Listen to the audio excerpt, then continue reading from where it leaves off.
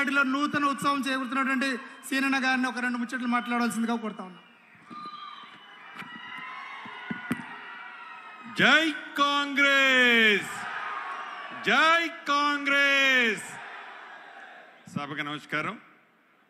వేదిక మీద ఉన్న మనందరి అభిమాన నాయకులు, రాష్ట్ర ముఖ్యమంత్రి వర్యులు పెద్దలు రేవంత్ రెడ్డి గారికి, ఈ కార్యక్రమానికి అధ్యక్షత వహిస్తున్న స్థానిక శాసనసభ్యులు మొరలన్నకు, అదే రకంగా మనందరి అభిమాన party Congress party parliament Mahabubnagar మహబాద్ పార్లమెంటు అభ్యర్థి బలరాం నాయక్ గారికి, పెద్దలు తుమ్మల నాగేశ్వరరావు గారికి, సీతక్క గారికి, ఇంకా సహచర శాసనసభ్యులు ఉన్నారు వారందరికీ, వేదిక మీద ఉన్న కాంగ్రెస్ పార్టీ వివిధ హోదాల్లో ఉన్న నాయకులందరికీ, వేమి నరేంద్ర రెడ్డి అన్నకు, అదే రకంగా ఏఐసిసి సెక్రటరీ గారు రోహిత్ చౌదరి గారు, వేదిక ముందున్న కాంగ్రెస్ కుటుంబ సభ్యులందరూ, ప్రింట్ అండ్ ఎలక్ట్రానిక్ మీడియా మిత్రులు, సేనా రామ్ రామ్.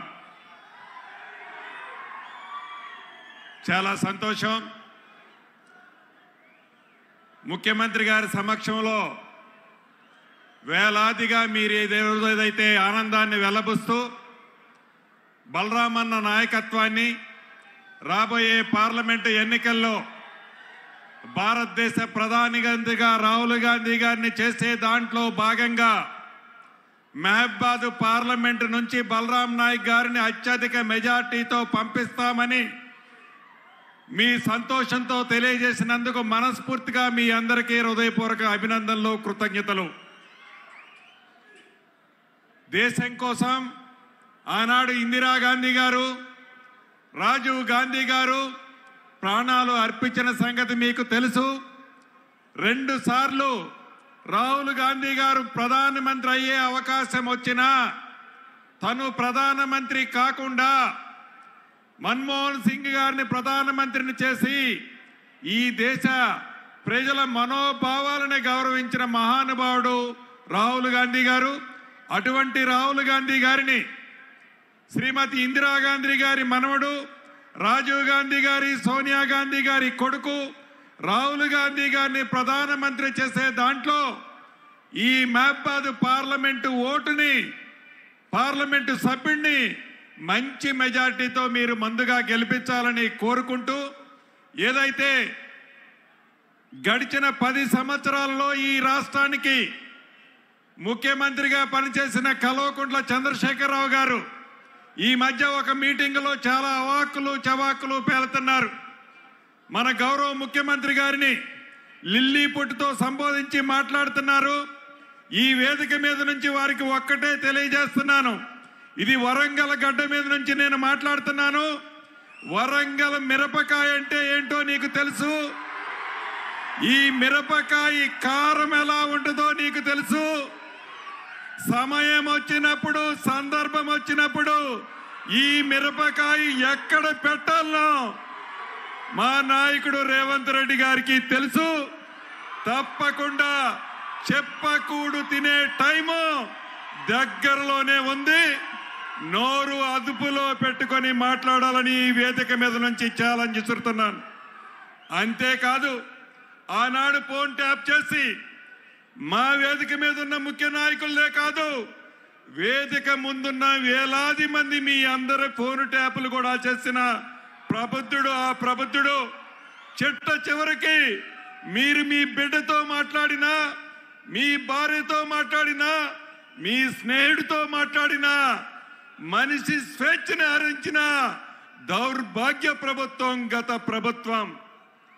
దాంట్లో ఒక్క కల్వకుంట్ల చంద్రశేఖరరావు గారే కాదు, ఆనాడు దాంట్లో పాలు పంచుకున్న ప్రతి ఒక్కరికి భవిష్యత్తులో శిక్ష తప్పదు.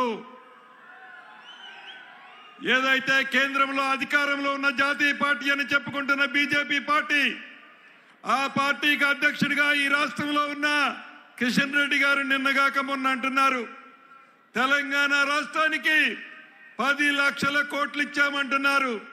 అయ్యా కిషన్ రెడ్డి గారు, తెలంగాణ రాష్ట్రానికి 10 కోట్లు మీ 10 లక్షల కోట్లు మీరేమన్నా బిచ్చమిచ్చారా? మీరేమన్నా అదనంగా ఇచ్చారా?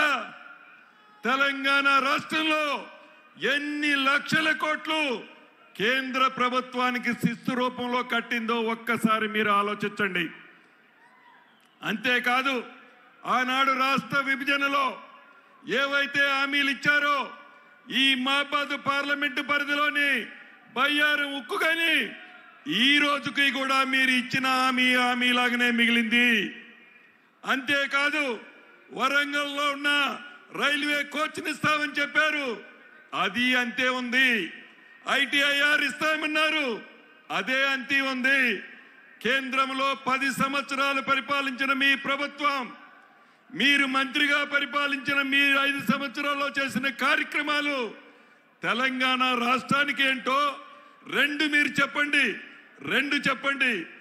2 చెప్పలేని మీరు తెలంగాణ రాష్ట్రంలో రేపు పార్లమెంట్లో మాకు 10 వస్తాయి 15 వస్తాయి అని చెప్తున్నారు గొప్పలు. మీరు గతంలో మీకు 4 సీట్లు ఉన్నాయి, ఆ 4 సీట్లు మీరు దక్కించుకుంటే నిజంగా మీరు హీరోలే. 4 సీట్లు కూడా మీకు వచ్చే పరిస్థితి లేదు. తెలంగాణ ప్రజలు ఇందిరమ్మ రాజ్యాన్ని, ఇందిరమ్మ పరిపాలనని పెద్దల ముఖ్యమంత్రి గారు రేవంత్ రెడ్డి గారి నాయకత్వంలో చల్లగా ఉన్నారు. 6 గ్యారెంటీల్లో 5 గ్యారెంటీలు ఇప్పటికే ఈ ప్రభుత్వం ఇచ్చింది. భవిష్యత్తులో వచ్చే ఎన్నికల్లో తప్పకుండా మీ అమూల్యమైన ఓటు హస్తం గుర్తు మీదకి వేయాల్సిన అవసరం ఉంది. ఇంకొక విషయం చెప్పి ముగిస్తాను. గత ముఖ్యమంత్రి కల్వకుంట్ల చంద్రశేఖరరావు గారు అంటున్నారు 20 మంది ఎమ్మెల్యేలు కాంగ్రెస్ పార్టీలో ఉన్నాళ్ళు మాకు టచ్లో ఉన్నారని చెప్తున్నారు. కాంగ్రెస్ పార్టీలో ఉన్న మంత్రులు మాకు టచ్లో ఉన్నారని ఏది హాల్లో కూర్చొని పోరంబోకులు మాటలు మాట్లాడుకుంటూ కాంగ్రెస్ పార్టీలో ఉన్న ముఖ్యమంత్రి గారట బీజేపీలోకి పోతారట, శ్రీనివాసరెడ్డి గారట బీఆర్ఎస్ పార్టీలోకి పోతాడట. సిగ్గుండాలు మాట్లాడటానికి. ఏమి నమ్మి నీ దగ్గర ఏమి విశ్వసనీయత ఉన్నదని నీ పార్టీలోకి వస్తారో ఒక్కసారి నువ్వు ఆలోచించుకోవాల్సిన అవసరం ఉందని ఈ వేదిక మీద నుంచి కల్వకుంట్ల చంద్రశేఖరరావు గారికి తెలుపుతూ, అదే రకంగా బీజేపీ పార్టీ కూడా గడిచిన 10 సంవత్సరాల్లో తెలంగాణని అన్ని రకాలుగా విస్మరించింది.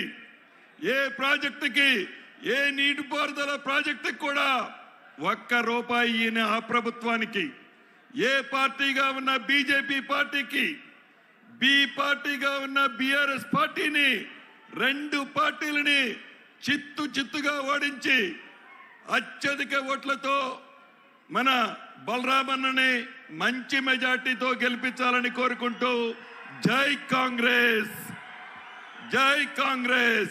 థ్యాంక్ యూ అన్న.